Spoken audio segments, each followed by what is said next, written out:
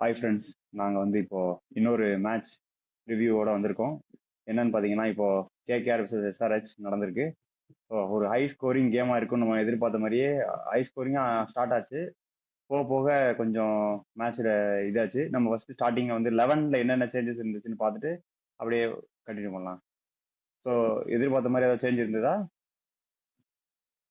எதிர்பார்த்த மாதிரி இல்ல. நான் டேவிட் பெயின் ஆட மாட்டாங்கன்னு நினைச்சேன். ஆனா பிரைடன் காஸ் இன்னும் ஃபுல்லா ஃபிட் ஆகல போல.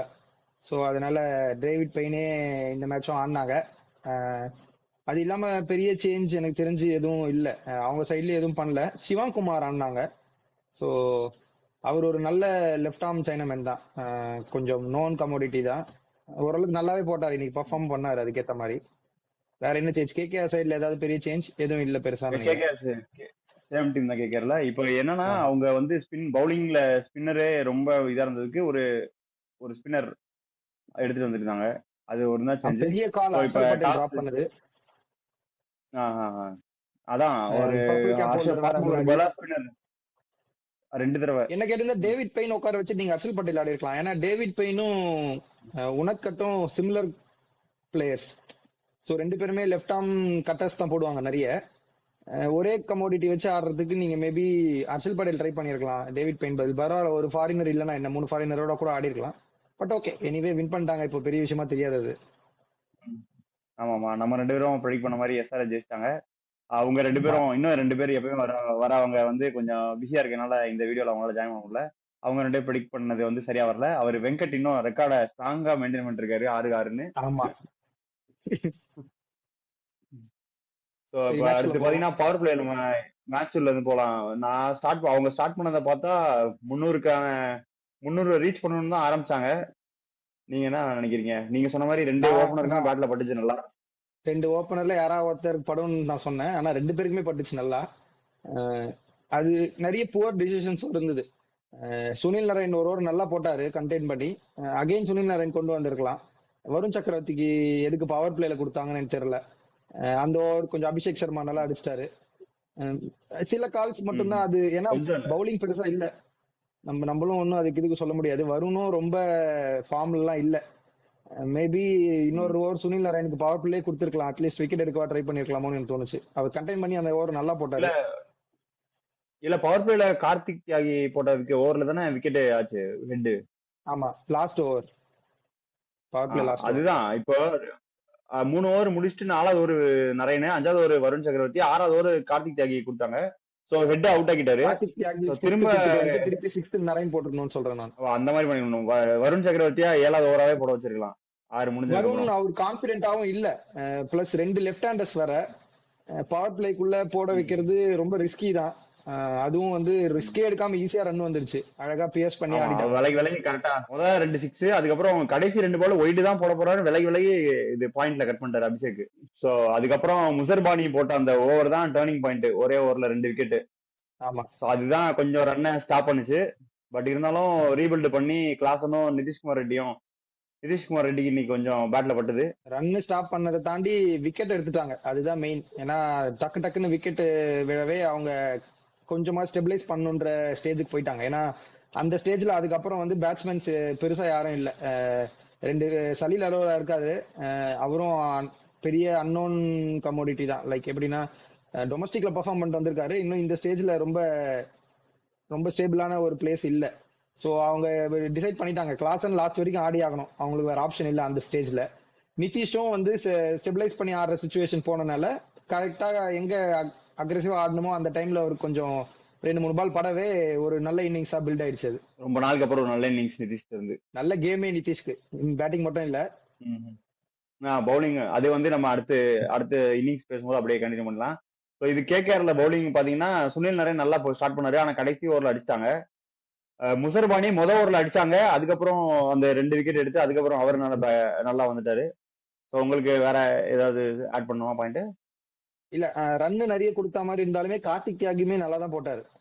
ரொம்ப பேடாலாம் போடல. ஆனா ஸ்பெல் இன்னைக்கு அவங்க பேட்டிங் ஆடினதுக்கு அந்த மாதிரி தான் அவங்க ஆர்டர் இருக்கும். லைக் 4 overs 40ன்ற மாதிரி தெரியும் உங்களுக்கு. ஆனா எனக்கு நல்லா போட்ட மாதிரி தான் இருந்தது. கொஞ்சம் அந்த பக்கம் இந்த பக்கம் போச்சு. அண்ட் ரஹானே ஃபீல்டிங் இன்னைக்கு சரியில்லை. கேட்ச் ஒன்று டிராப் பண்ணது இல்லாம மிஸ்ஃபீல்ட் வேற ஒரு 2 3 4-1 போச்சு. கொடுத்துட்டாரு. கால்குள்ள விட்டு ஒரு 4 விட்டாரு. அந்த பக்கம் இந்த பக்கம் ஓடிக்கிட்டே இருந்தாரு. பால் கையிலேயே நிக்கல. மத்தபடி பெருசா சொல்ற மாதிரி ஒண்ணும் இல்ல. அப்புறம் இவரு அவர் பேர் என்ன, left arm spinner Anukul Roy ஓரளவுக்கு நல்லா போட்டார். 2 ஓவர் போட்டாலுமே வந்த உடனே ஒரு விக்கெட். அது ஆக்சுவலா நல்லா ஒய்டா போட்டு அவரை அடிக்க வச்சு அவுட் ஆள் வச்சு, இல்ல நல்ல பால் தான், ஒய்டா அவரை இன்வைட் பண்ணி அடிக்க வச்சு இது பிளான் பண்ணி எடுத்துட்டாங்க. ரிங்கு சிங்க ஒரு கேட்ச், அது கமெண்ட்ரிலே சொன்னாங்க, கேட்சிங் மேக்னெட். அந்த மாதிரி எங்க போனாலும் கேட்ச் பிடிச்சிட்டு இருக்கிற ஆள் நிப்பாட்டி வச்சு தூக்கிட்டாங்க இது. ஸோ இப்போ அடுத்து பாத்தீங்கன்னா ஒரு 226, இது வந்துட்டு அவங்க ஸ்டார்ட் பண்ணதுக்கு 226ன்றது கம்மியா தான் இருக்கும். ஏன்னா அவங்க ஸ்டார்ட் பண்ண வேகத்துக்கு அவங்க 250 மேல போயிடுவாங்கன்னு நான் எதிர்பார்த்தேன். பட் அவங்க அந்த நடுவுல அவங்க இப்ப எஸ்ஆர்ஹெச்க்கு என்ன பிரச்சனைனா, கிளஸ்டரா விக்கெட் போகுது. ஒரு 3, அடுத்து கொஞ்சம் கேப், அப்புறம் ஒரு 3, அந்த மாதிரி போறதுதான் அவங்களோட பிரச்சனை. டோர்னமெண்ட்ல இது அவங்களுக்கு பெரிய பிரச்சனையா இருக்கும்னு நினைக்கிறேன். இல்ல நான் என்ன நினைச்சேன், எஸ்ஆர்ஹெச்சோட ஒரு யூஸ்வல் பேட்டர்னே அவங்க அடிச்சு ஆடணுன்ற பேட்டர்ன் தான். அந்த பேட்டர்ன்ல இருந்து வெளியே வந்து அந்த பார்ட்னர்ஷிப் ரொம்ப குரூஷியல். ஏன்னா நான் என்ன நினைச்சேன், அந்த ஸ்டேஜ்லயுமே அவங்க அடிக்க தான் போவாங்கன்னு நினைச்சேன். பட் நிதிஷும் கிளாஸனும் கொஞ்சம் சென்சிபிளா ஆனதுனால உங்களுக்கு 220 தாண்டிச்சு ஸ்கோர். அதே பேட்டர்னை கண்டினியூ பண்ணியிருந்தாங்கன்னா கண்டிப்பா 170 160க்கு ஆல் அவுட் ஆக கூட சான்ஸ் இருந்திருக்கு.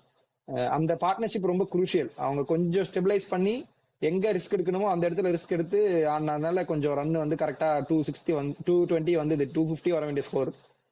பட் ஆனா எண்ட் ஆஃப் த இன்னிங்ஸ் பாத்தீங்கன்னா ஃபர்ஸ்ட் இன்னிங்ஸ் முடியும் போது KKR would be happiest side.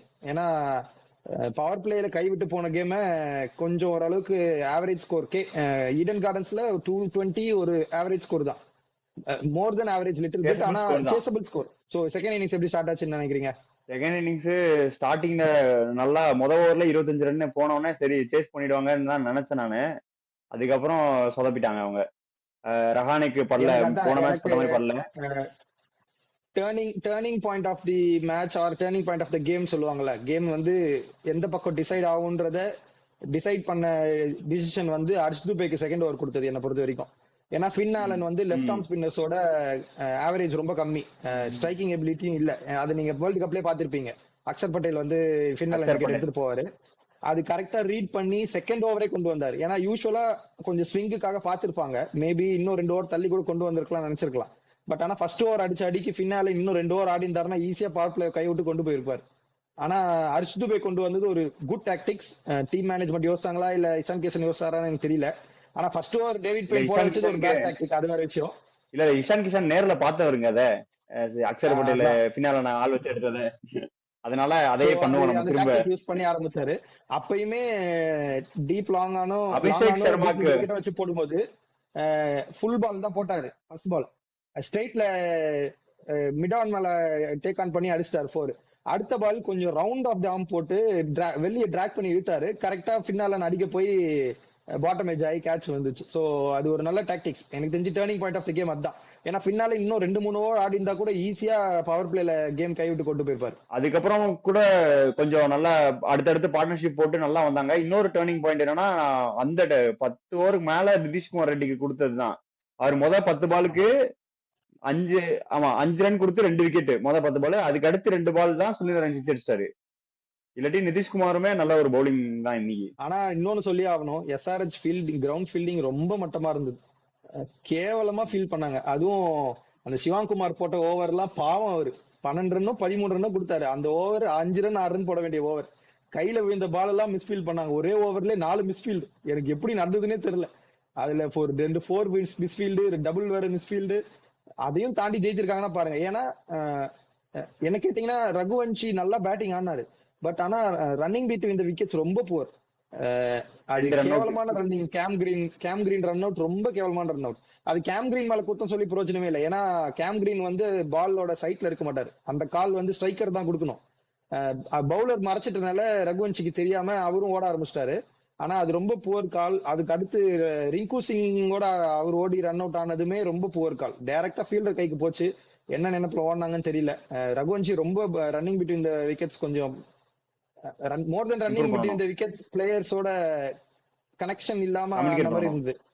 ஆமா, ஓவராலா பார்த்தா எஸ்ஆர்ஹெச் வந்து இன்னைக்கு பேட்டிங்லயும் ஓரளவுக்கு சென்சிபிளா, அதாவது நல்லா ஆரம்பிச்சு நடுவுல கொஞ்சம் டிப்பானதை திரும்ப சென்சிபிளா மீட் எடுத்து, அதே மாதிரி பவுலிங்லயும் கேவலமா போனதை திரும்ப சென்சிபிளா மீட் எடுத்து திரும்ப கொஞ்சம் கேவலமா போனது திரும்ப ஒரு ஒரு நல்ல பவுலிங் போட்டு ஜெயிச்சிட்டாங்க. அதுதான் சொல்லணும்.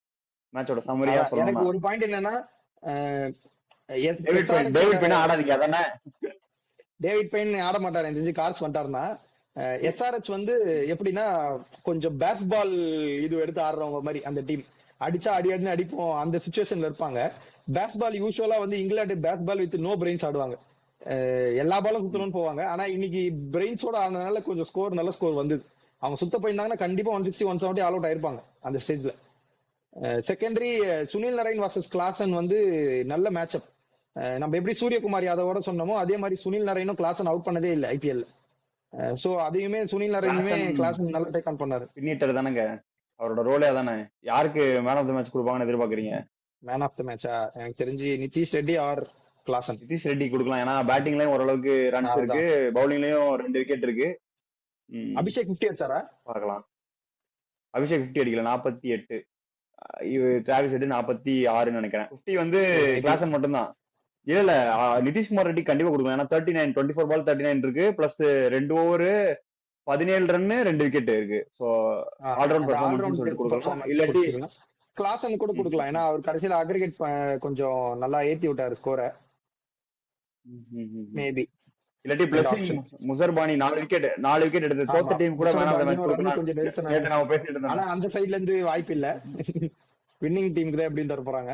சரி, இப்போ இன்னொன்னு முக்கியமான விஷயம் சொல்லி 6 அவுட் ஆஃப் 6 வெங்கட் வந்து வெற்றிகரமா வாழ்த்துக்கள் வெங்கட். அதான் எல்லாமே தப்பு. நான் 5 மேட்ச் ப்ரெடிக்ட் பண்ணேன். ஆக்சுவலா நான் மும்பை கேகேஆர் மேட்ச் அப்போ இல்ல இருந்துதான் நான் மும்பையை சொல்லியிருப்பேன். சோ